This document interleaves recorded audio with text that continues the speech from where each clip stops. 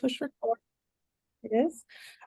So this is just learning some basics of spreadsheets, navigation, data entry, formula creation, and we have Lavelle Reynolds here from Secrets to Your Success to do a presentation for us and to answer all your questions. So I'm going to hand it over to Lavelle.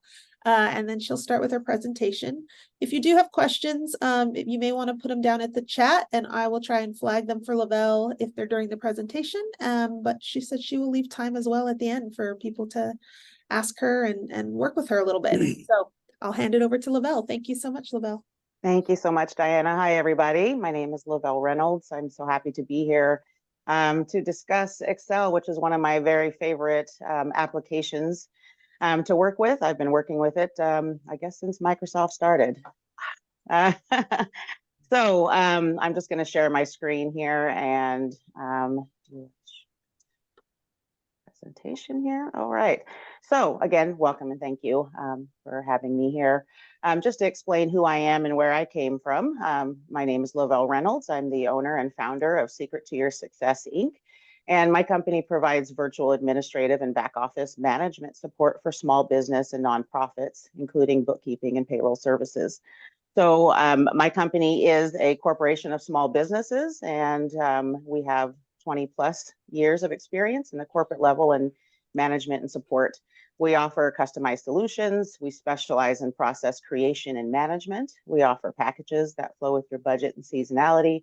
We provide proven results, and we're here to see you win. So I put my address down here, my website and email. If you have any questions about my service or anything that you learn in this class today, you're welcome to reach out to me anytime. I'm happy to help.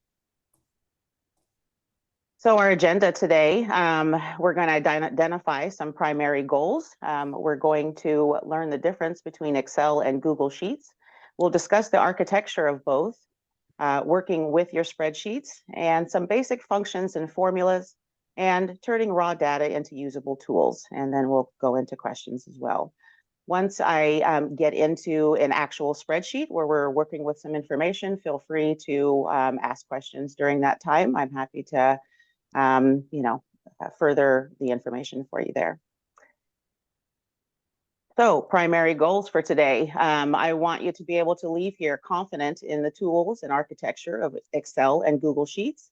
You'll be able to create a spreadsheet. You'll be able to format the spreadsheet with the data within, and able to use basic functions and create a report that reads raw data. So first, we're going to look at Excel versus Google Sheets. What's the difference? Where did they come from and why are they making it difficult, right? So if you're looking at basic spreadsheet functions, Google Sheets is a good choice. If you upload, track, and analyze large sets of data, Microsoft Excel is ideal. So there are some instances where you will use Excel and prefer to use Excel over Google Sheets. But also understand that anything you learn in Google Sheets, you can apply to Excel. So we'll be focusing mostly on Google Sheets because you will be able to apply what you learn there within Excel. Excel itself, as I said, allows you to upload, track, and analyze large sets of data. It works with very complex formulas and tables. It's able to tackle massive amounts of data. It's a paid subscription through Microsoft. It's a standalone program with limited collaboration. And even with those limitations, it will always have a place in business due to its capabilities. Google Sheets, on the other hand, with Google Sheets, you can create and edit spreadsheets directly in your web browser. There's no special software required. Multiple people can work simultaneously. You see the people's changes as they make them, and every change is saved automatically. So you can see where Google Sheets is an excellent place to start.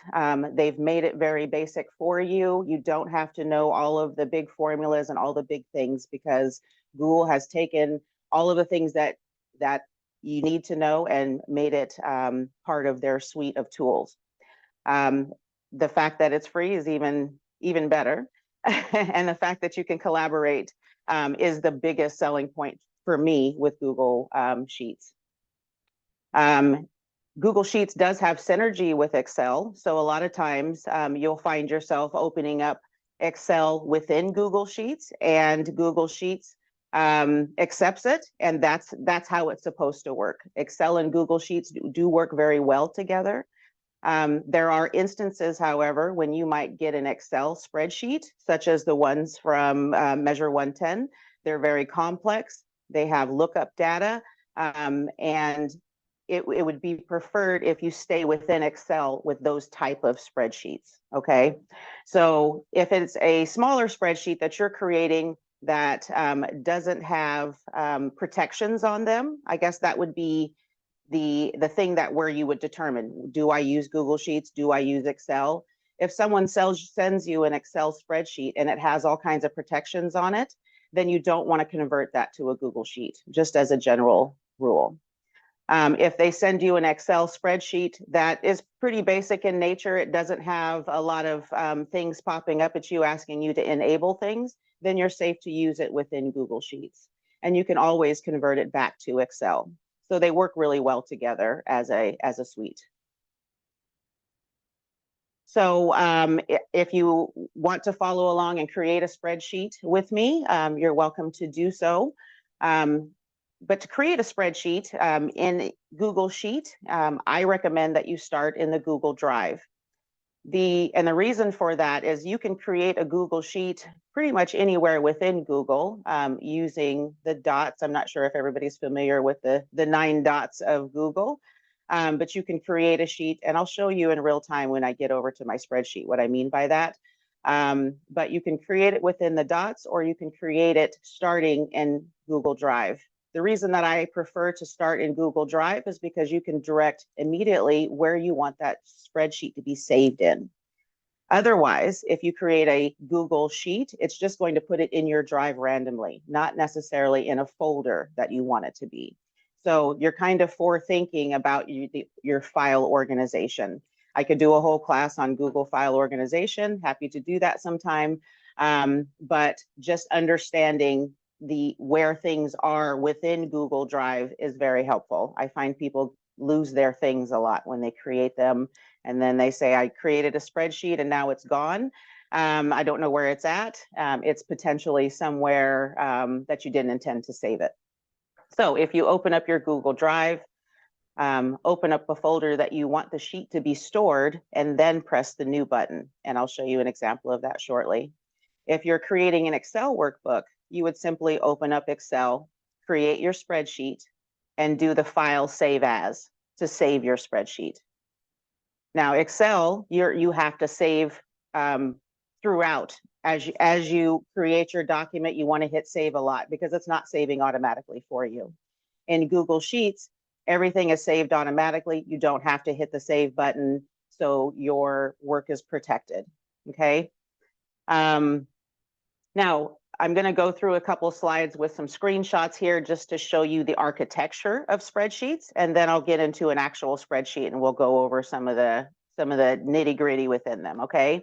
But understanding the architecture of the spreadsheet is important because there's a lot of options and literally everything within the spreadsheet means something, okay? So when you first open up your spreadsheet, up at the top, you'll have your spreadsheet title. This is the name of your spreadsheet, obviously. Be sure to give it a descriptive name and try to use keywords to describe its content for search. The nomenclature of your documents is very important when it comes to searching for and identifying them later, okay? And that goes with, that would probably go with that Google storage discussion. But how you name your documents is very important to be able to call them back later. And also important when you're sharing the documents as well. So along the top, you have your column letters.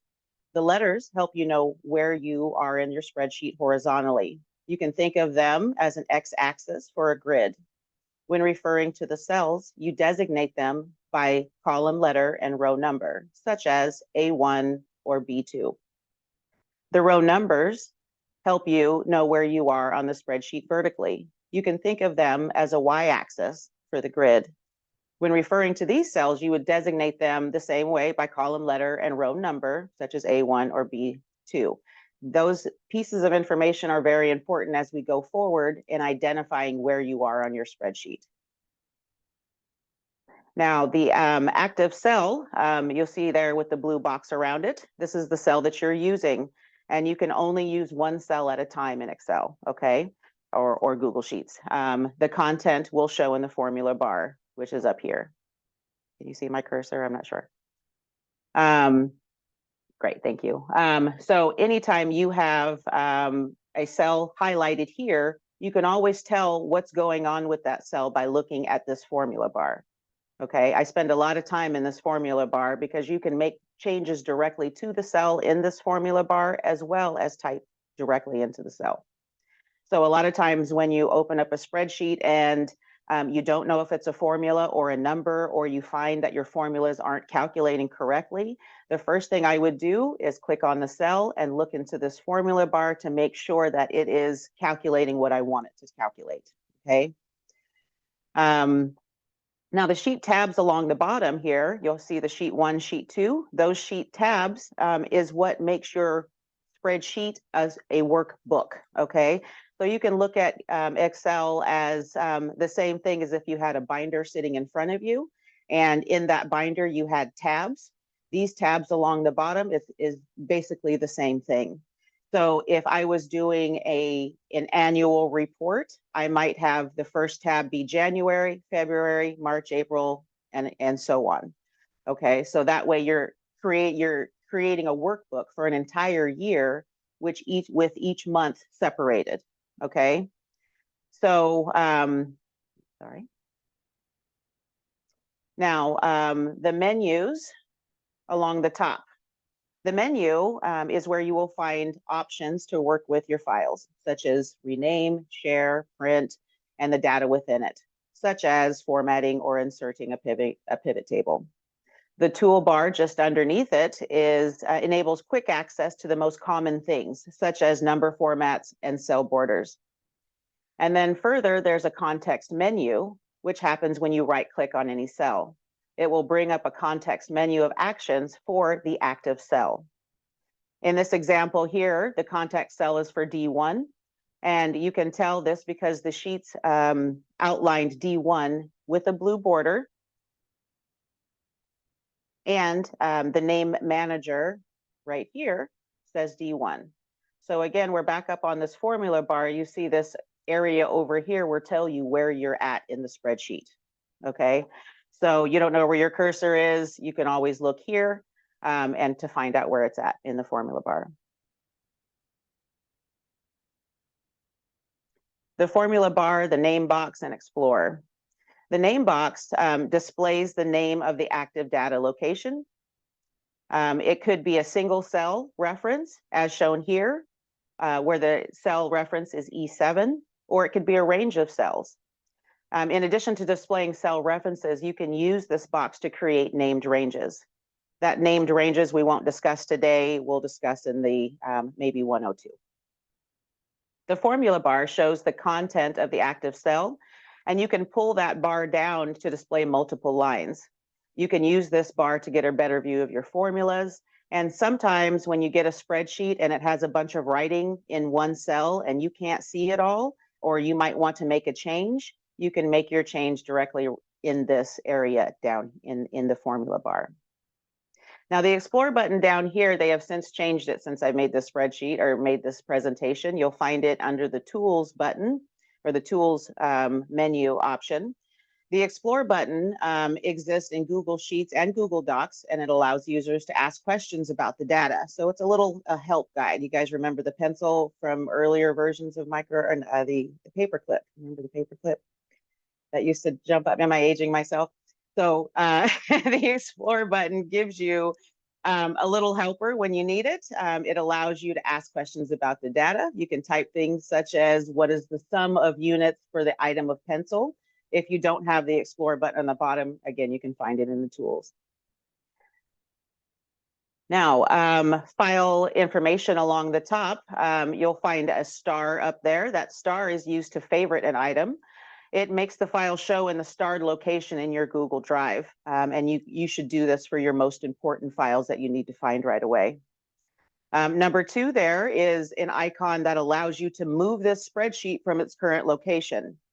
So if you created your spreadsheet starting from your email perhaps, and you created a spreadsheet and now it's just sitting in your drive, you can move it without, well, in Microsoft Excel or Microsoft, you have to do the file, save as, and move it. Here, you would just use that icon to move the document within Google Drive wherever you want it. Okay, so the document status next to it, the icon indicates if Sheets saved the last version of your file. If you have internet connection problems, this icon shows the issues with the file. You can, you may want to use Google Docs offline to continue working, and you can do that with a offline Chrome browser. But that will let you know that it is online, it is up on the cloud, and reachable that way. So the best part about Google Sheets is the collaboration option. The activity dashboard up here shows the detail of who visited the spreadsheet and when. The dashboard includes vendor trends, viewer trends, comment trends, sharing history, and privacy setting. The icon that you're probably looking at is now a clock. They've changed it from this arrow. The comment history shows the conversations between users on the spreadsheet. And the next icon on your dashboard is probably a camera, and this option prepares the spreadsheet to be shown to others using Google Meet. The share button, the big green button there, allows you to, well, it leads to several options for sharing your spreadsheet with others. Now, I'll stop right here real quick just to explain, when you have an Excel spreadsheet and you're working on it and you email it to someone, you've now created another version of that spreadsheet. And that spreadsheet is now in someone else's email, right? So now you have two versions of that one spreadsheet. If you send that spreadsheet and that person makes changes on that spreadsheet, your spreadsheet still is the original spreadsheet and doesn't show those changes, right? So there's a lot of back and forth that would have to go on for you to collaborate on a spreadsheet. I might send a spreadsheet to Lorenzo, he makes changes, he sends it back to me, I have to save over my original file and back and forth. So to get around that, Google has given us this option of being able to share the spreadsheet. I'm going to share a link to the spreadsheet so that we are both working on the same spreadsheet. Okay, so that's the excellent option for Google Sheets. Okay, and it also allows, you know, if you get stuck on a spreadsheet or you have questions on a spreadsheet, it would allow you to send someone a link. You could send me a link, I would open it up, we work on it together. So that's the great part about Google Sheets collaboration. So this icon over here will have a face, it will have whatever icon you chose for Google, but that shows the Google account associated with the spreadsheet. So whoever created the spreadsheet will have their icon there, their avatar. So working with your spreadsheets, the main workspace of every spreadsheet is a grid of columns and rows. You can move, insert, and delete these columns and rows, and the surrounding data will adjust accordingly in most options, most cases. In the image here, the active cell is E7. The cell is named E7 because it is at the intersection of column E and row 7. As we work through the examples, the sum formula in E7 will be some of our focus. You'll see that this is a formula and it has a sum formula in there. And we're going to go over some of those basic formulas as well. So I'm going to open up a sample spreadsheet for us to kind of dive into some of the nuances of. Sorry, this thing's covering. There we go. I'm just going to bring over a sample spreadsheet so we can kind of dig into what we're looking at here. Okay. So everything that we just discussed, I'm just going to point out that you have a row of your menu items here. You have the visual pictures of those items, and then you have the context menu. One thing that's important to know and not be confused about is everything that's possible to do in this spreadsheet can be found in these menu items. Okay, so all of these icons down here go with one of these menu items. They've just pulled it out and made it a picture for you to make it easy. Okay, so don't get confused that these are additional options to the ones that are up here. So for example, you have file, undo, redo, and then you have the visual down here, undo, redo, print, paint format, etc. So you can either use it here or use them here. Okay, and if you are trying to do something that you cannot find here, it would be up here. If it's not up here, it's not something that you can do. Okay, so they've gone a little bit further and given you a third option to reach some of these file menu items, and it's that context menu. When you right click on any cell, it gives you the options that are available to you on that cell. You'll see up here that some of these, such as this one, is grayed out. That means that it's not available for this cell. You can't merge this cell. But here, if you right click, none of these are grayed out, and these are the only options that you can do with this cell. So it just is taking away some of the guesswork for you, okay? The way that Microsoft was created and Google Sheets works now is it's giving you several ways to do one thing. And that's so that it can adapt to the way that you work and the efficiency in which you work.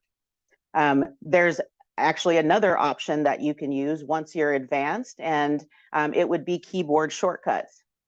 With keyboard shortcuts, you learn how to, do like the Control F, and it does the find function. You do the Alt Tab. So that's a little bit more advanced, but I'm bringing it up just to let you know that there is yet another way that you can navigate through these spreadsheets. So don't be intimidated by the menus. A lot of them are doing the same things, just giving you different options. Okay, so the menu, I'm going to go over some of these icons. The ones that are here, I use them every day. It's something that I encourage you to play with. Everything up here you'll get into, but these for sure are things that you'll use. So I'll just kind of explain what each of them does, okay? And I'll show you a little example. Of course, we all know this icon, don't worry about that. That's an AI icon that I've added to my system, so you don't need to worry about that. And it's new. I haven't even played with it, so I can't even show you. They just rolled it out like yesterday, so I just added it. We all know the undo and redo. We all live on the undo. The print icon, obviously. This button right here is a paint format button. And I might use this, I use this quite a bit actually, and it takes away the ability to not the ability, it takes away you having to do this a repetitious thing over and over again. Here's an example. This first line is all bold, and it is centered to the left. If I said I wanted to center it to the right or to the center and keep it bold, and then I said, you know what, I want this line to also be bold and centered. So I'm going to highlight that row, hit that paint format, and I'm saying paint whatever format this is to whatever I click on next. And I'm going to click on this one. Oops. Of course, that didn't go right. I think it's because the cells are different. Here we go. Cell reference. So it made them, oh, these aren't even bold. That's why, I'm sorry. It made them capital, and it centered the data. I thought these were bold. They're not. I apologize. The next, do you understand what I'm saying with this paint format? Do you need me to go further into that? Play with it a little bit. All right, so the next one is the zoom factor. This zooms the whole spreadsheet so that you can see it bigger, smaller. Sometimes it's a lot easier if you don't have your glasses to make it bigger, or if you want it at 100%. This next section formats the information. So if you wanted these to be formatted as dollars, right now they're just looking like numbers. If I wanted these to actually be dollars, you can highlight them and select that button. If you hit undo, it'll go back to not being dollar signs. This is percentage. These two are your decimal places where you want more decimals to show or not. So you can move the decimal place back and forth. This icon right here opens up a whole menu here of where you can format numbers. So sometimes you might have numbers as they are here just typed in, and you want them to show as currency, or you want your dates perhaps to show this date format. I want my years to be spelled out without me having to type 1/6/2016. I want the system to do it for me. I'm going to use this date option to change that. Okay. So all of these options are here to make things easier for you. So you're not clicking into each cell to make the changes. They're formatting them for you. This is going to be your fonts. We all know what that is. This is your font size. These format your cells to be bold, italic, to strike through, and to change the color of whatever it is here. So you might want to make that red. This cell fills the cell. So this can be applied to a single cell or a combination of cells. So you might use this to say, you know what, I want this whole spreadsheet to be blue. So you click in the corner, which selects everything for you, and you turn it blue. You can do that for one cell or a combination of cells.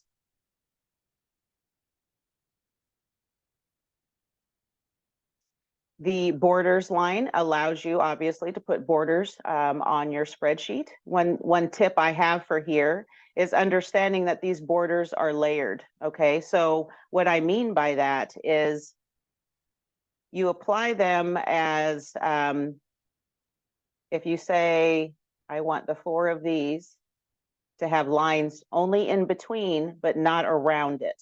I'm going to choose that. And you'll see that it put lines in between, but not around it. And I'm just following the picture that it's allowing. Okay. So if I say I don't want any borders, they disappear. If I say I want all borders, it gives me borders around it all. Now, what I mean by layering is if there's no borders there, and I say I want a bottom line, and it gives me a bottom line. And then I say, I want that, but you see it doesn't give me the total. So if you layer them on there, you can add the correct thing. These two icons over here allow you to change the colors of your lines. And it also allows you to change the thickness of your lines. So a lot of times in spreadsheet, you'll see the bottom line, which is this double line here.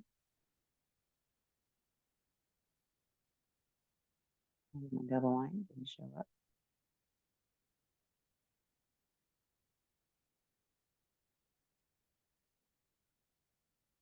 There it is. Okay, so you see how I had to layer that. You highlight, you select, you say I'm going to be putting a bottom border and I want it to be double. So that's what I mean by layering it. You telling it what you want it to do and you tell it how you want it to be formatted. I'll take those out of there. So here, this merge cells option gives you the ability to make, remember why I said you can only work in one cell at a time, but sometimes you might want this title to go across your entire spreadsheet. So this line you see now is enabled. Once you highlight more than one cell, it allows you the option of merging those cells. And it's always going to take the furthest left option and make it part of the merge. So if I hit merge cells here, you'll see this is now one big cell. Okay, and now whatever I do to all of this cell, because it's one cell, will apply. I can center that and make it now a title. Okay, so that's an instance where you're going to be using those merged cells. Okay, sometimes if I were to take an item and say the item, I'm tracking how many of the item, and I'm also tracking how much money on each item, right? So this title belongs to both of these cells. So I'm going to merge that title so that whoever's reading my spreadsheet knows that I am tracking the number and the dollar amount for the item, okay? Take Take those out of there. Over here, you have how you want the data to display within the cell. So right now, this spreadsheet, it looks kind of messy, right? You've got pencils on this side, you've got unit numbers on the right side. So you want it to be easily readable. As you know, once you have a lot of data, it starts to become overwhelming. So anything you can do to make that data easily or easier to read, you're going to get the better results from what you're doing. So these alignment cells, there's 3 of them. You see there's a drop down. If I say I want everything in this spreadsheet to be centered, I'm going to hit the centered. If I only want this one centered, etc. Now, most of the time, if I'm doing a spreadsheet, sometimes this first column, I might align it right. And then the rest of it is centered. So that's just kind of how you use the alignment. So you can either do one cell, you can do a combination of cells, or the whole spreadsheet. This arrow down here gives you the ability to move things within the cell, whether it be in the middle, on the bottom. I'm going to make one of these big. So this column right here, you'll see it's very big and everything's still in the bottom. And in order for me to make that easier to read, I'm going to highlight that whole column, and I'm going to choose this middle option. And you'll see now it's moved the data in the middle of the cell. So this is all about making your spreadsheet easier to read and understanding that someone else who comes in here needs to be visually aesthetic for them to comprehend what's going on in the spreadsheet. So this aligns your data within the cell. This aligns the data up and down, and this aligns the horizontal. These are your wrap options and the overflow. So what this is telling us here is a lot of times you might have a bunch of data, and here we have an example. So we have a bunch of data. I can't see what's in here. I don't know what's there. But I also don't want to make this column bigger to read it, because if I do, it messes up the rest of my spreadsheet, right? So now I've got this big giant column up here. So in order to avoid that, I want my spreadsheet to stay the same, but I want to be able to read this whole thing. So if I click on the cell and choose to wrap it, it's going to put everything that's in that cell and wrap it into a longer sentence so that I can read it within the cell without changing the cell length. Okay. And again, you can also, if you run into a cell like this that you can't read, remember that you can read it up here. You can make changes up here to this. If I wanted to say, and then some, I can make it right up here, and I don't have to click within the cell to make that change. Okay. So I can wrap it, or I can allow it to extend to the other thing. If it extends into this other one, understand that it hasn't merged those cells. You've just told it that it's okay to take up space in this other cell. Okay. So if I align this to the left, understand that the information within this cell is always in this cell. If I click on the next cell next to it, you'll see that the formula is empty. There is nothing in the cell, and I can type there. Okay. So that's an overflow, and that's what that second icon is. The text rotation here, you can turn the data within your cell. And you might use this. I've seen this used. I don't use it a lot, but sometimes you might see graphs and things that have these long names. So they're changing the direction to save some space. But it's just an artistic way of moving your data around. I don't spend a lot of time here. If you want other icons, other options, there's always these, this is called a hamburger, these 3 dots here. You click on this hamburger and it gives you some additional options. These options are very important, however. So this insert link button right here, love this link. because it allows you to create a link that will open something else. So an example of that. So I have this and I want to add a link to it. It's going to open up a named range. Actually, that's a bad example. I'm going to hold off on that. I'm going to show you this later on. This is how you would insert a comment if you are discussing this with another person. You would just click on this. It's going to take the cell that you're clicked on, and you might say, what is this? If you're collaborating with someone, you can make a comment on that cell. And then they'll be able to read and respond to it later. This filter right here, I use this with literally every spreadsheet I have ever created, is this filter button, okay? Some of you will have it just in here. If you can't find it, it's under the data folder or data. This filter, I have a filter on right now. So this filter is really important, and it will allow you to be a spreadsheet rock star because it will manipulate most of your data for you. So I'm going to turn off the filter real quick, and you'll see what it looks like without the filter. It's not bold. There, that little icon is gone. There's no drop downs. Right now, if I wanted to sort this, I'm going to have to highlight the whole thing. I'm going to have to do the data sort and choose which columns I'm going to sort by.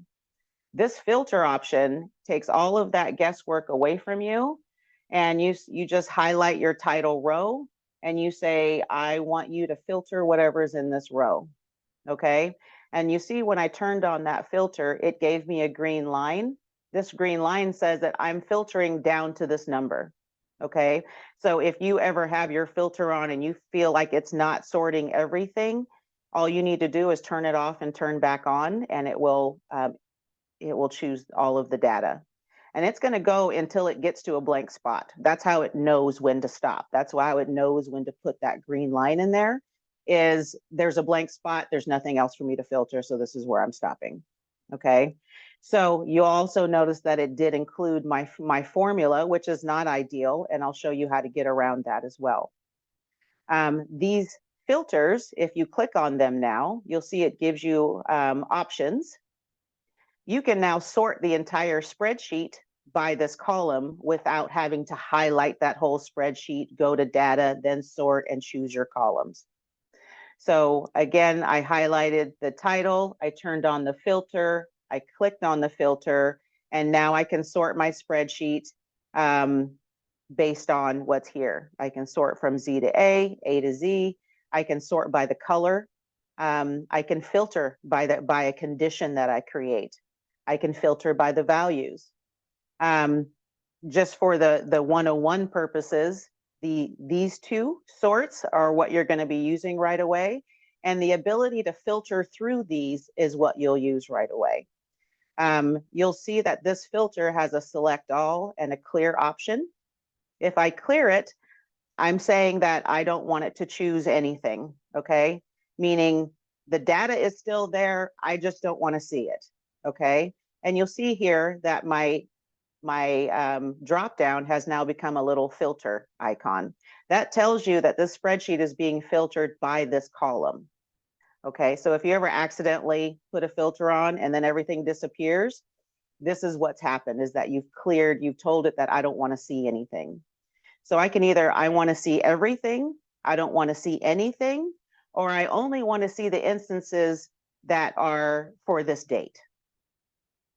Okay, so if you have a large set of data that has a bunch of dates, that has a bunch of things that maybe you're doing the real data, you want to know how many of these people are women, men, she, hers, you go through and you can filter all that data using this, okay? Now, what's also nice,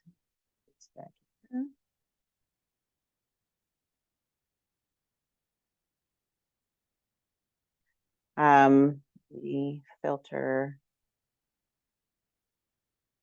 I'm going to add this line in here. Oops.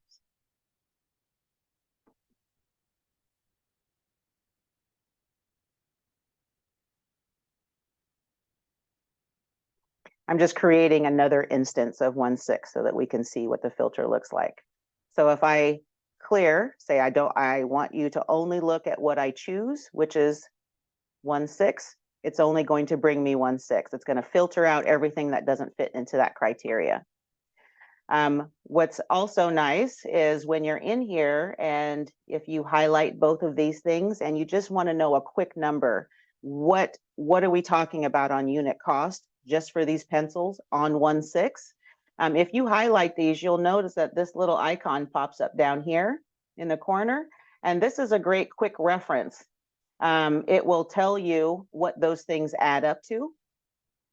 You can change it to the average for that line, the minimum, the maximum, and you can have it count how many instances of those there are. Okay, so if you had a whole line of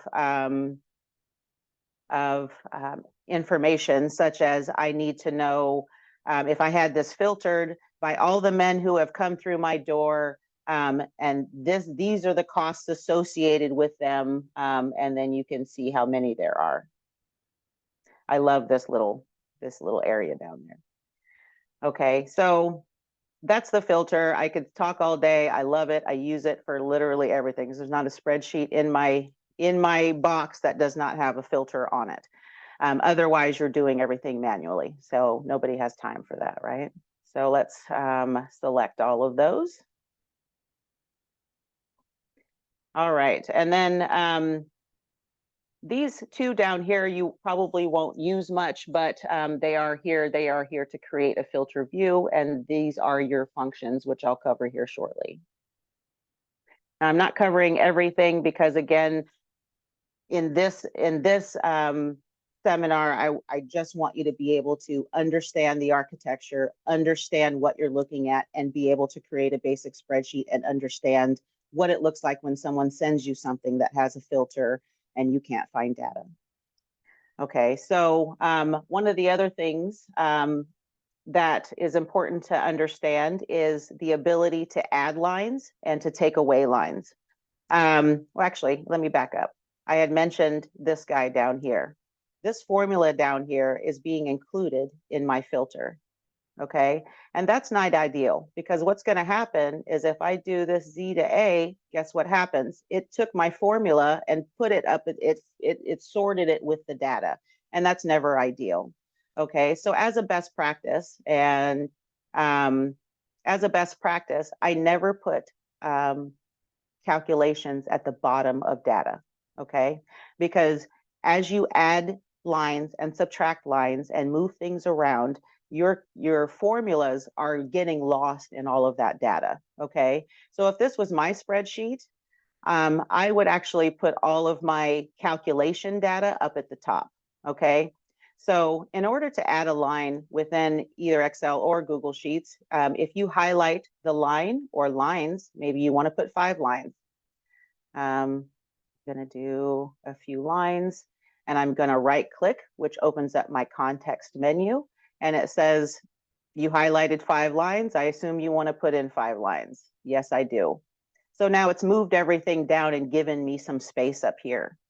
So all of my spreadsheets will have this almost a control panel up here. If I am having the system calculate information for me, I'm going to put it at the top of my data so that I can manipulate the data without worrying about messing up my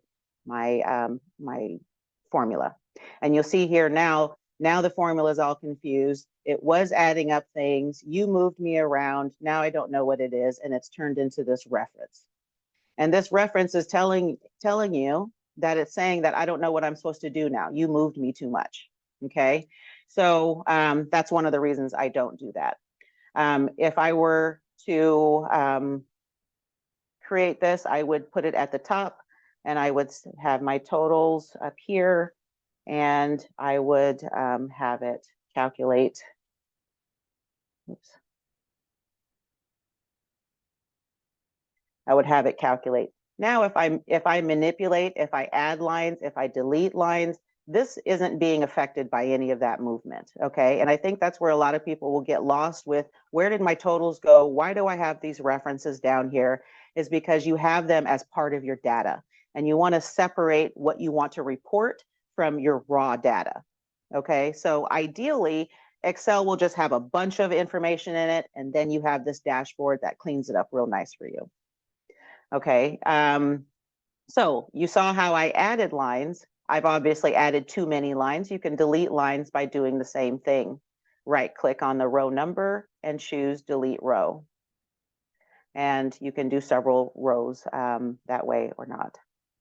So as long as no formula depends on the columns that you delete, you can delete things without complication. Adding columns is a similar process as formulas are updated. They will be updated to compensate as long as you stay within the data set.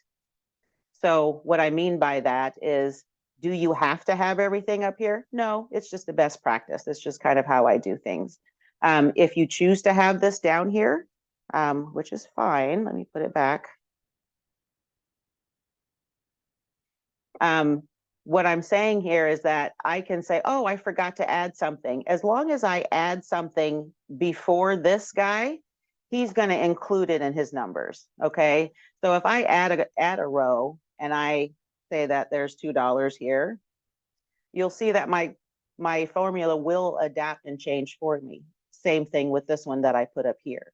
Okay. So it's not wrong to put your formulas at the bottom, and you can do things this way as long as you insert lines and manipulate data in between the range that you've identified. Okay, now sometimes this happens a lot too, where lines get added but they don't get included in this formula for some reason. Maybe it's not. Let me add some rows here.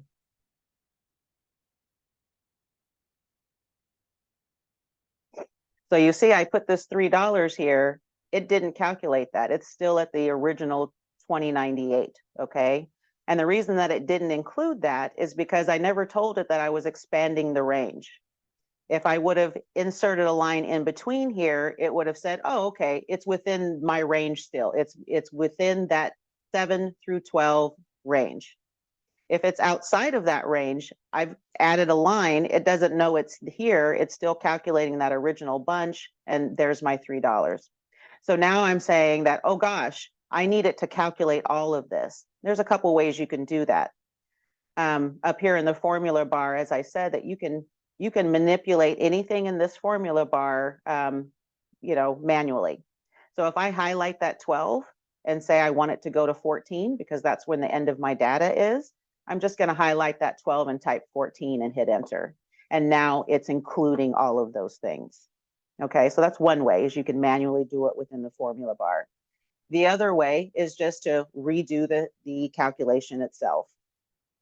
When this system is very intuitive. Once you hit equal, it's going to start giving you options with the assumption like, okay, most people are adding things up. So here's if you want to go with that, let's do that kind of thing.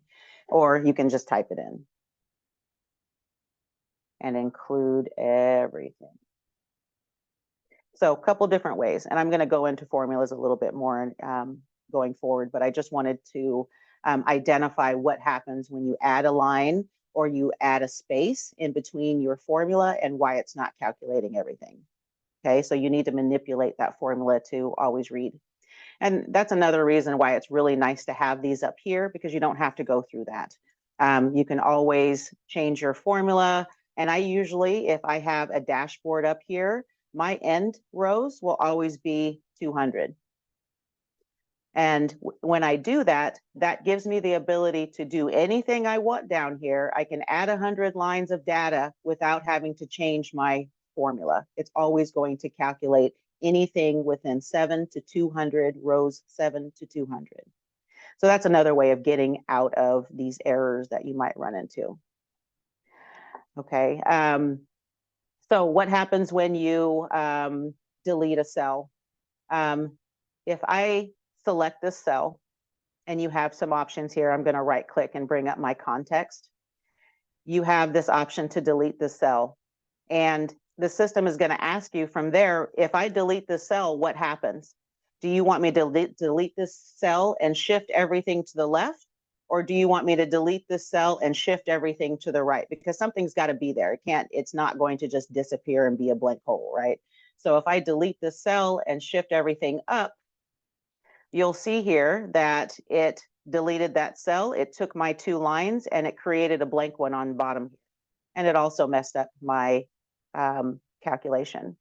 And the reason that it messed up the calculation is because I deleted the cell that it was referring to. So that reference is what that is. It's saying, I don't have a reference. You deleted what I was supposed to be doing. Okay. So just being careful if you're deleting cells, that it's going to shift your data and it could potentially shift your calculations. Same thing if you do multiple. If you delete a whole line, it's not going to add any reference issues because you've deleted the whole line and the calculation. Okay. So a little bit on formulas. The main formulas, well, let me back up. Without formulas, Google Sheets would be the same as a paper ledger, right? So the formulas allow you to write a set of instructions for a calculation. This formula bar up here is basically you're telling the cell what you want it to do.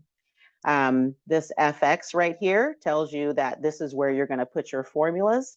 And every formula that you have starts with equals, okay? I'm going to switch back to my screen here. So arithmetic operators. There are thousands of formulas in Excel. There are several hundred formulas in Google, and not all of them are just to add things up. Okay, some of those formulas are advanced. They might change your information. You might have all lowercase that you want to make it all uppercase. There's formulas for that. Okay, not going to cover those today. But what we're going to be covering are these arithmetic operators, okay? So anytime that you want to add something in that formula bar, you're always going to start with the equal sign, followed by SUM, which is the sum or add, and then you're going to give it a cell reference. So remember when I said everything matters in here, this colon in here means that it's telling the system that I want everything between this cell and this cell to be included in my addition, okay? So that's a range of cells. If you wanted to only add up 2 lines, you would say sum plus a cell reference plus a cell reference. And you see the difference here is that plus sign in the middle. And I'll show you what I mean by that. So here, it's adding up a range, E7 through E14, easy peasy. Well, now I want to only add up equals this cell, and I'm hitting the plus sign, and this cell. What does that add up to? It tells you here, but if you hit enter, it'll tell you. So you see the difference between that cell plus another cell or the sum of a range of cells. Okay, and that works the same way with subtraction as well. So let me go back over here. Now subtraction is only the cell reference minus cell reference because you can't subtract a range, right? So it's always going to be subtract this cell from this cell. The division sign is going to be this forward slash. So cell reference divided by another cell reference. Multiplication is this little asterisk. Percentage, all you have to do is put a percentage after the formula, and then the count function. And I'm going to do all of these in the spreadsheet here shortly. So sometimes you just want to know how many lines are in an instance. You know, how many lines of data do I have here? You can have it count for you. When you count A, you're saying that if that cell has a letter in it, I want you to count it. So if you have a list of names and you want to know how many people are in this list of names, you would use a count A formula to count those. So let's go over and see what that looks like. So we talked about the sum formula. We talked about the minus formula. If we wanted to divide something or multiply. In this instance, this total line right here is using multiplication to give me, so I have 36 units. at $4.99 each, and the total is $179.64. So you do that by multiplying those two things, right? So, yep. Can I stop you real quick? There's a question for Lorenzo. Yeah. Are the formulas inside Google Sheets, or do we have to input them? They are in Google Sheets. You'll see a lot of shortcuts coming through. If you type the sum information up there, you can do it. You can also, if you hit equals, if you hit any letter, these are giving you hints on what you can use here. Okay, and there's a couple different ways, and I don't know all of the formulas. I don't know anybody that could know. So as we learn them, you try things out here. So if you know that sum is the way, these are actually all of the sum options that you have. Okay, so the basic ones that we're talking about are the sum, the subtraction, etc. Another place that I find formulas at is actually Google, and you can copy any formula in here. So if I went into Google and I said, what is the Sheets formula for counting spelled within a text, it's going to come back and give you this. I could literally just copy this in, and I do this quite a bit. Copy this in, and now you just change the information that you want. This is telling you, this is kind of an advanced formula, but this is a count if one. It's saying count if this line equals Florida, basically. So that's another way to get those ranges in here. There's a lot of help within the formulas, but as long as you know how to manipulate them and know that you can change things within the formula up here in the bar, you can get around pretty quickly. Does that answer your question, Lorenzo? Yes. Okay.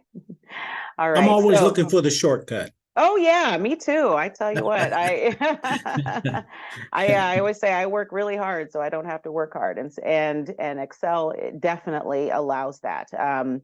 It allows you to just dump in all of your data as long as the columns and rows are basically uniform, not in size, but what they have, meaning these are all text, these are all numbers, these are all dollar signs. It makes everything so much easier for you as you move around. So these, the times is not something that you'll probably look up because it's always one number times another number, right? So, and you'll see here, when I click up here, it's made this one yellow and this one purple, and it's telling you what it's calculating. So if you ever get a spreadsheet from someone and you're wondering, how did they come up with this number? What's going into this number? As long as I click in here, it's going to show me that C9, which is 95, is being multiplied by D9, which is purple, and it's giving me my answer. So the same thing would happen if I change this into a slash. So now I'm dividing those two things. Okay, so you can times it, you can multiply it, you can subtract it. Lavelle, I just want to give you a quick time check that we're at Okay. 10:01, so just want to leave it the time for more questions if people have them when you're ready. Yeah, I am actually at the point of questions. So yeah, if you have any questions about what I've covered, or if you have an example that you want me to look at, please do chime in.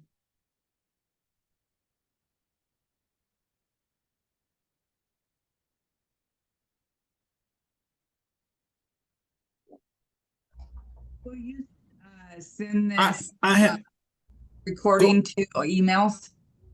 Yeah, Rhonda, I can do that. I will send this out to everybody as an e-blast, and we're going to post it on our website. So I'll send out that information. So thank you. Lorenzo, did you have another question?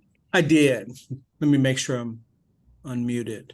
As I was, as we're going through this, I know I've experienced the frustration of gathering the data in terms of tracking encounters, with folks. And I think, Lavelle, we've had, some back and forth conversations over the months about that. And I'm still not 100% sure that Google Sheets is the way to go about that for peer/mentor engagement in real time, because a peer will go out into the community, a peer will make handwritten notes, and then come back and have to go into a spreadsheet to hit everything. It's been my experience that I used a tool that was I was just about to put it in the chat. It was a tool by SAMHSA called Crisis Counseling or something like that, where they had everything and you could track it in real time. And I'm wondering if anybody else has had that may possibly be on the screen, because it seems like this process with Google Sheets, you do get some stuff, meaning some data, but the peer doesn't get all his or her credit in terms of the multiple things that a peer/mentor does in any encounter, not just sitting down, with an intake with somebody, but in terms of their overall engagement. They may do, anywhere from 5 to 7, if not more, things with one or multiple people. So I hope that makes sense. I'm trying It to make does to me a sense little bit, Lorenzo. of that. Huh?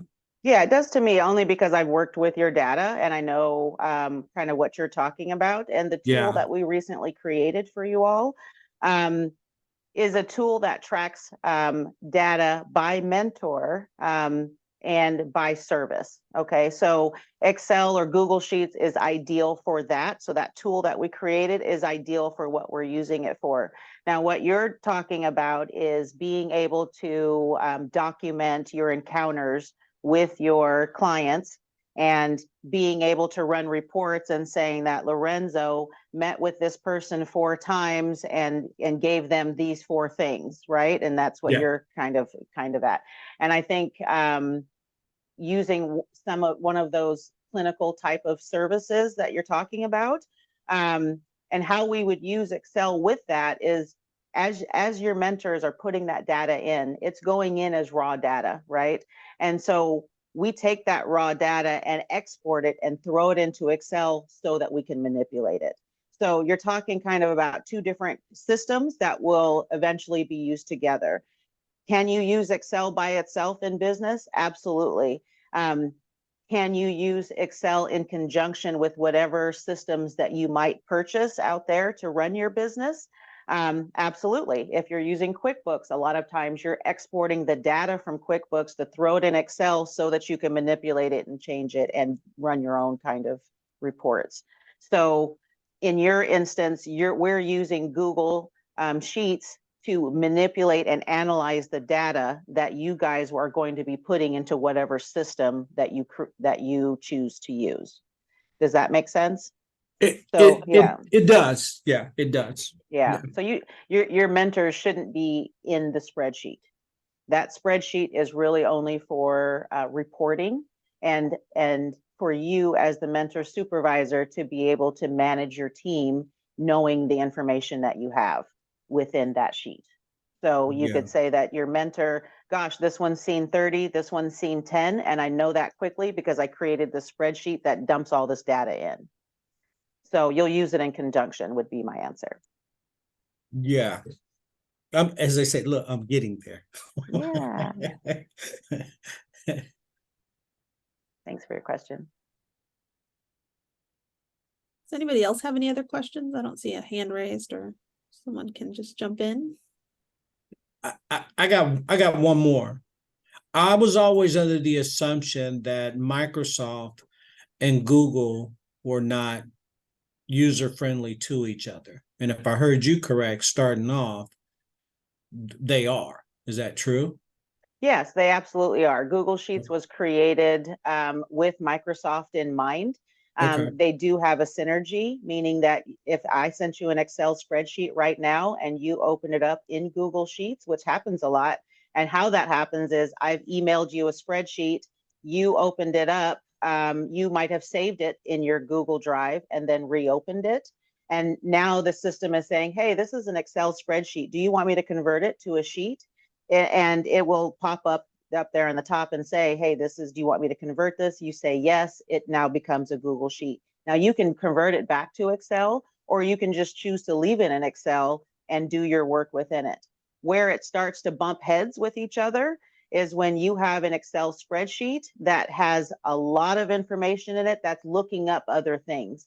So for example, that burn expenditure spreadsheet that comes out, that spreadsheet is very protected, meaning you can't just type anywhere you want. They have shut it all down. And the reason that they do that is because a lot of those places are looking up things from different programs elsewhere. So if you start to say that I'm going to take this expenditure spreadsheet, I'm going to throw it in Google Sheets, I'm going to do my own thing. Now Google Sheets is saying, hey, this is using a system that I don't recognize. Maybe it is one of your clinical systems. Maybe it is, so that's when it starts to bump heads, is when you start getting outside of the range of what Google Sheets is. And what it is a pared down basic version of Excel. So once you start getting advanced, that's when Excel or Google Sheets is like, hey, this isn't really my thing. Okay. Rhonda has a question, Lavelle. Hi, Rhonda. Yes, so I'm just, because I followed along and I made my own, but how do I pull that into a folder I created on my desktop of this Google Sheet? Or can I, or is it only saved on the drive? Right now it's saved on the drive. Now, when you say you have a folder on your desktop, so I just did it as a Excel training thing, so that I yeah, samples on there, so it's Yeah. easy to find. now But usually if without going too far into Google storage, and this is where people will get confused, so you're not out of the range, because it is a little bit confusing. When you store things on your computer, which would be considered your desktop, right? That's stored on your hard drive. It's not on the cloud. You can't go to a coffee shop and use a computer to pull it up because it's sitting on your computer, right? So you want to keep things in Google Drive as much as possible so that you can access them from wherever you are, okay? Another danger about saving things on your desktop is if your computer crashes and it wipes out your C drive, your desktop is sitting in that C drive. So everything that you're storing on your desktop is in danger of being lost. So you want to be very careful about where you're storing things, especially on that desktop. That's the first thing that'll get wiped. Yeah, so if you use Google Drive and understand how to understand kind of how you want to store things, you have your Drive, you have your shared with me, but Google also has this thing called Drive for Desktop. And I would encourage you to, try that, because what that does is give you a drive on your hard drive that's constantly synced with the cloud. That way you have things on your desktop and the cloud. And I know that's a little more than we, like I said, Google storage could be its own class. Did you grab that little box out of the setting button? Yeah, I hit this icon, and if you get desktop Drive for Desktop, and I'll just show you a quick example. I have a lot of stuff going on in mine, but the drives, Google Drive allows you to have up to 4 drives on your desktop. So these are essentially sitting on my desktop that I can save from, I can email from, because that's when things get difficult too, because now you've got this spreadsheet up on the cloud and you want to email it. Where's it at? How do I find it? How do I attach it? So if you don't have it here in your File Explorer, it gets a little harder to attach to things. But if you were, this is where Google is nice, is because it all works together. You can attach things from your drive down here. So if you have something sitting in your Google Drive, use this icon. If you have it sitting on your desktop, use this icon. Okay. Okay.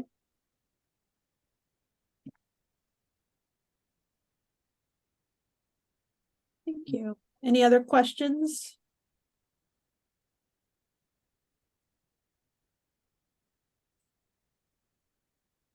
I don't see any. You have a little bit more that you want to wrap No, up? I just had the summary here.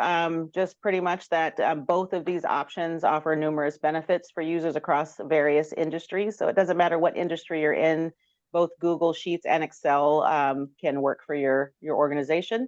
Their spreadsheet functionality facilitates efficient data organization, analysis, and visualization while simplifying complex calculations and making them a valuable tool for financial modeling, budgeting, and forecasting. And just remember that anything that you can do in Google Sheets, you can do in Excel, but not necessarily the other way around. Right. Thank you so much. I do want to put a plug in for Lavelle, as well as HGRA. We have a technical assistance hub program. So if you want more one-on-one Excel or Google Sheet help for your organization, we have a budget on HGRA's side where we could contract Lavelle to come spend a couple hours with your programs just for additional help. And then we're happy to kind of coordinate that and provide that. So you can reach out to Lavelle and ask about direct services or her help, or you can reach out to myself, HGRA, Health Justice Recovery Alliance, and we were happy to make that connection so that you have a little bit more opportunity to spend one-on-one if needed. So I want to thank everybody today. Oh, go ahead, Lorenzo. Will we get your email? Yeah, I will put it back. I meant to put that in and hit hello before I finished everything. Yeah, it's actually, Diana. I'm all for advocating for, because I've had some time with Lavelle, advocating for some in person. I do better with hands-on.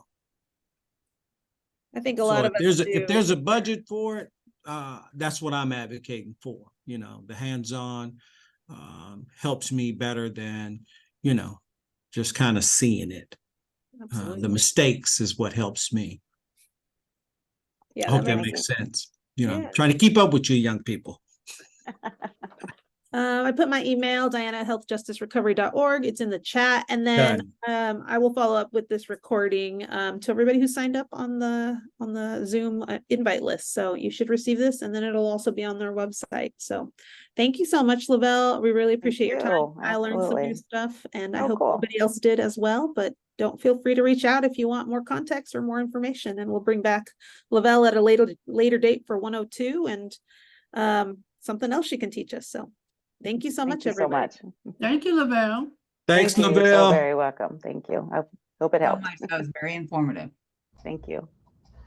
Thank you very much.